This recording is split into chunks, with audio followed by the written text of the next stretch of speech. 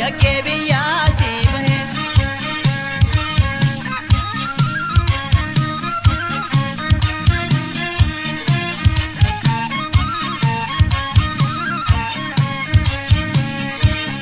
Ofiisaa yoo tole malee durbaddeessaa narramanii dubbii namaatirra keessa hangiddi fitta seenanii kaleessa kooticha buune xaafii dallaa jalameessu bareedduu soo gidda buume gaarii sarbaa jala beeku hayyaaseenis seemoleenis aadaa keenya jaalleenis jibbeenis fedhii keenya dhiqas kommeenis yoolelliin aadaa keenya jaalleenis jibbeenis fedhii keenya.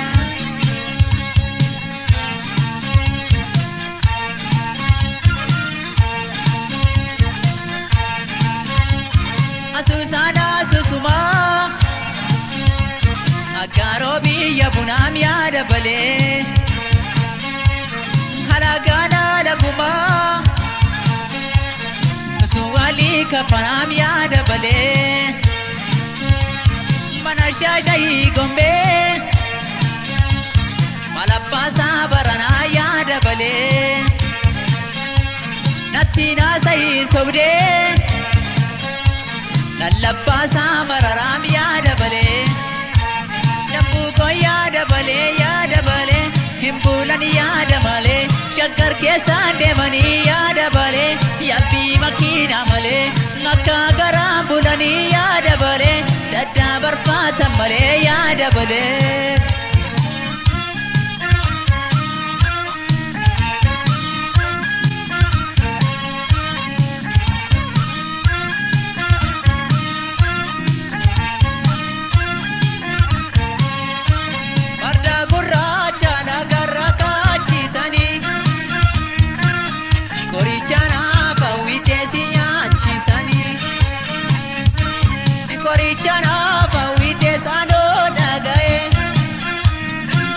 Beesitaa tolu shakkee biyyaa sii bahe.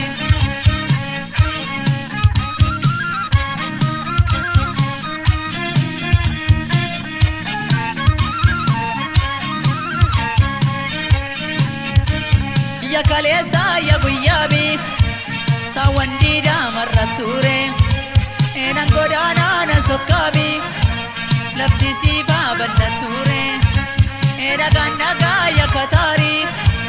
Jimma kundaa darabaase eedhagaan dhagaa ya magaali jibbaa malee gargar baane hayyaaseenis seemoleenis aadaa keenya jaalleenis jibbeenis fedhii keenya wal jaalachuun iyyas kelloon aadaa keenya jaalleenis jibbeenis fedhii keenya.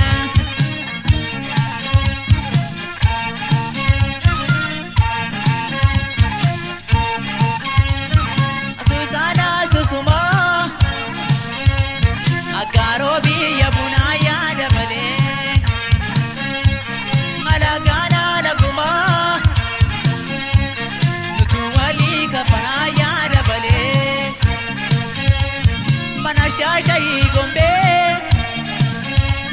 malabbaasaa baranaa yaada balee natti naasayii sobdee lallabbaasaa mararaam yaada balee.